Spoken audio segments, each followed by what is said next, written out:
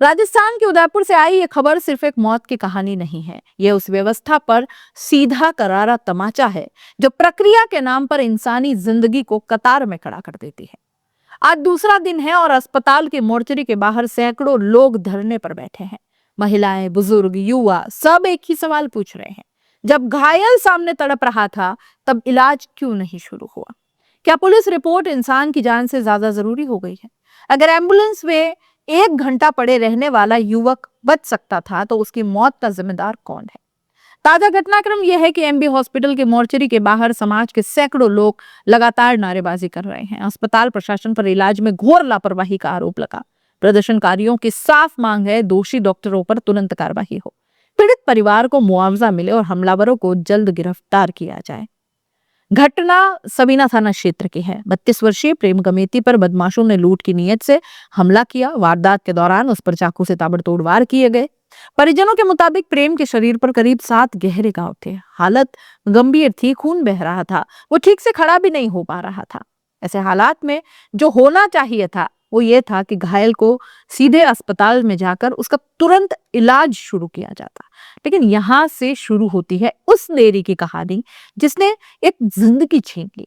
प्रेम को एम्बुलेंस में डालकर अस्पताल ले जाने की बजाय पहले थाने ले जाना बताया गया। थाने के बाहर एम्बुलेंस करीब 1 घंटे तक खड़ी रही। रिपोर्ट लिखवाने के लिए पहले कहा गया, क्योंकि मेडिकल लीगल केस की बात कही गई। एक गंभीर घायल युवक अंदर एम्बुलेंस में तड़पता रहा और सिस्टम अपनी औपचारिकताओं में उलझा रहा।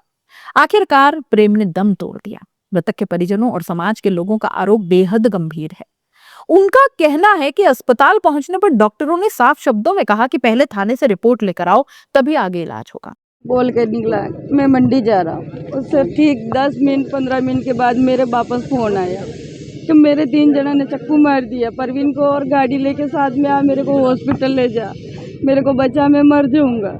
तो मैं 10 मिनट में वहाँ मेरे परिवार को लेकर पहुँच गई थी और 10-15 मिनट में मैं हॉस्पिटल पहुँच गई। हॉस्पिटल वालों ने सैटेलाइट पहुँची तो उसने सिर्फ मलहम पट्टी की और रेफर कर दिया। आधा घंटा वहाँ खराब कर दिया हमारा।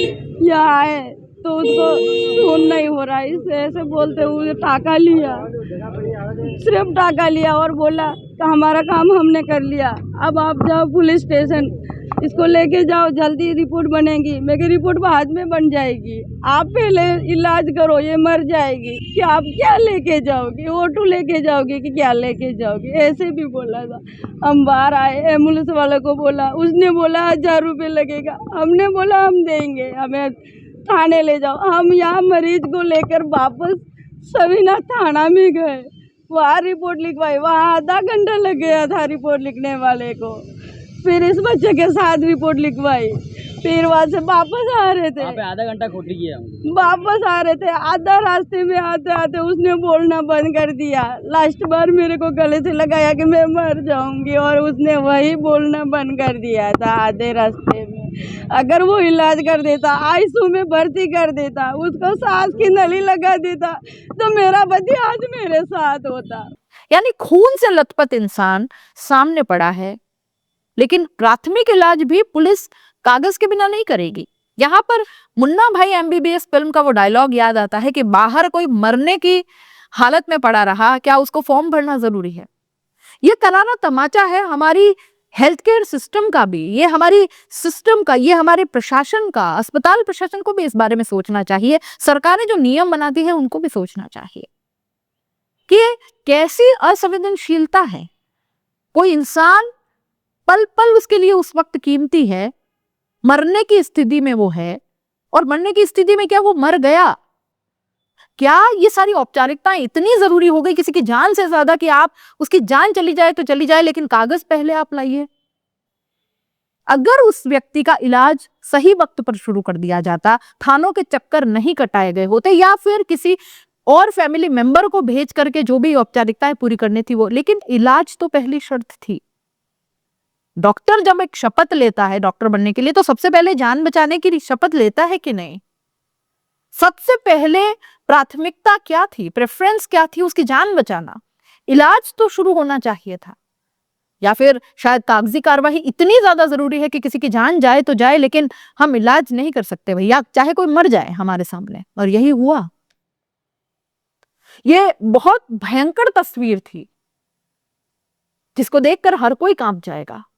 सारी की सारी बातें, सारे के सारे दलीलें, सब कुछ धरा रह गया। एक इंसान चला गया और कभी नहीं लौटेगा। अब आप चाहे कितनी मनगढ़ंत कहानियां बनाइए, चाहे जितनी आप कागजी कार्रवाइयां कीजिए, चाहे जितना आप मुआवजा दे दीजिए, चाहे जितना कुछ कर लीजिए, बट प्रेम गमेती नाम का व्यक्ति अब वापस नहीं लौट सकता। ये आपके बस में नहीं है। बस में था तो ये कि आप उस व्यक्ति को तुरंत इलाज शुरू करके उसकी जान बचा लेते हैं। लेकिन यहां तो सिस्टम ने असंवेदनशीलता दिखा दी। यहां सिस्टम इकट्ठा हो गया, नहीं भैया मेडिको लीगल केस है, पहले रिपोर्ट कराओ। और उस रिपोर्ट ने धीमी धीमी जो ऑफिस वाली औपचारिकताएं होती हैं, ये कागज वहां से यहां से, और धीमा धीमा एक एक पल जब उस व्यक्ति का कीमती था, तो फिर कैसे न कहा जाए कि सिस्टम ही प्रेम गमेती का हत्यारा है। समाज के प्रतिनिधियों का भी कहना है कि प्रेम इतनी गंभीर हालत में था कि वो चल भी नहीं पा रहा था। ऐसे में ये दावा करना कि घायल जल्दी फ्री होकर बदला लेना चाहता था, सरकार सरासर बेतुका और गैर जिम्मेदाराना सा लगता है। अस्पताल अधीक्षक डॉक्टर आर एल सुमन के बयान ने भी आग में घी डालने का ही काम किया। डॉक्टर सुमन कहते हैं कि इलाज कराने आए परिजन जल्दी में थे बहुत। घायल ने कहा था जल्दी फ्री करो, बदला लेना है। इस बयान पर समाज में अब भारी रोष है। प्रदर्शनकारियों का सवाल है कि जिस आदमी के शरीर पर 7 गहरे घाव हो, जो ठीक से खड़ा भी ना हो पा रहा हो, वो बदला लेने की बात कैसे कर सकता है? और कर भी दी तो उसकी बात आप मानेंगे या आप अपना काम पहले करेंगे? समाज के रोशन मेघवाल ने भी आरोप लगाया कि अस्पताल अधीक्षक लापरवाह डॉक्टरों को बचाने की कोशिश कर रहे हैं और गैर जिम्मेदार बयानबाजी कर रहे हैं। एमबी हॉस्पिटल के मोर्चरी के बाहर सैकड़ों की संख्या में महिलाएं और पुरुष धरने पर बैठे हैं। हाथों में तख्तियां हैं, नारों की गूंज है, इलाज में लापरवाही बंद करो, प्रेम को न्याय दो, दोषी डॉक्टरों पर कार्रवाई करो। समाज के बालू ग्रिल ने भी साफ चेतावनी दी है कि मृतक की आर्थिक हालत बेहद खराब थी। उसकी 14 साल की एक बेटी है। जब तक लापरवाह डॉक्टर्स पर कार्रवाई नहीं होगी, परिवार को उचित मुआवजा नहीं मिलेगा और आरोपियों की गिरफ्तारी नहीं होगी, हम यहां से नहीं हटेंगे। जरूरत पड़ी तो आंदोलन को और उग्र किया जाएगा। दोस्तों, प्रेम गमेती अपने परिवार का सहारा था। उसकी मौत के बाद पीछे रह गई एक 14 साल की बेटी और टूट चुका परिवार। आज सवाल सिर्फ एक युवक की मौत का नहीं है, सवाल उस बच्चे के भविष्य का है जिसने अपने पिता को सिस्टम की सुस्ती की वजह से खो दिया। कैसे वो भरोसा करेगा इस सिस्टम पर दोबारा? सोचिए भी मत। यह मामला प्रशासन, पुलिस और स्वास्थ्य विभाग तीनों को एक साथ कटघरे में खड़ा रखता है। गंभीर घायल को सीधे इलाज शुरू क्यों नहीं किया गया? 1 घंटे तक थाने के बाहर एम्बुलेंस खड़ी रही। यह अपने आप में कितना डरावना और कितना खोखला, कितना असंवेदनशील है। संवेदनहीनता की पराकाष्ठा है। क्या सरकारी अस्पतालों में एफआईआर के बिना प्राथमिक इलाज नहीं हो सकता क्या? अगर समय पर इलाज हो जाता तो क्या प्रेम की जान बचाई नहीं जा सकती थी? अस्पताल अधीक्षक का बयान पीड़ित पर ही दोष डालने की कोशिश क्यों लग रहा है? उदयपुर की यह घटना दोस्तों बता रही है कि आज भी कई जगहों पर इंसान से पहले कागज और फाइल देखी जाती है। विडंबना है, आज भी घायल की चीखों से ज्यादा अहमियत उस रिपोर्ट को दी जाती है। और जब मौत हो जाती है तो फिर जांच, बयान और औपचारिक संवेदनाएं शुरू हो जाती है। मोर्चरी के बाहर बैठे सैकड़ों लोग यही कह रहे हैं, अगर समय पर इलाज होता तो प्रेम आज जिंदा होता। अब देखना यह है कि प्रशासन सिर्फ आश्वासन देगा या सच में दोषियों पर कोई कार्रवाई कर उस 14 साल की बच्ची को इंसाफ दिलाएगा, क्योंकि उसका बहुत नुकसान हो गया।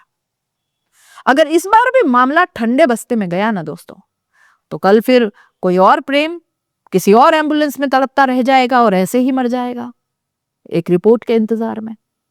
आप इस पूरे मामले को कैसे देख रहे हैं? अपनी राय कमेंट बॉक्स में लिख दीजिए। जाते जाते चैनल को लाइक, शेयर और सब्सक्राइब जरूर कर दीजिए। नमस्कार।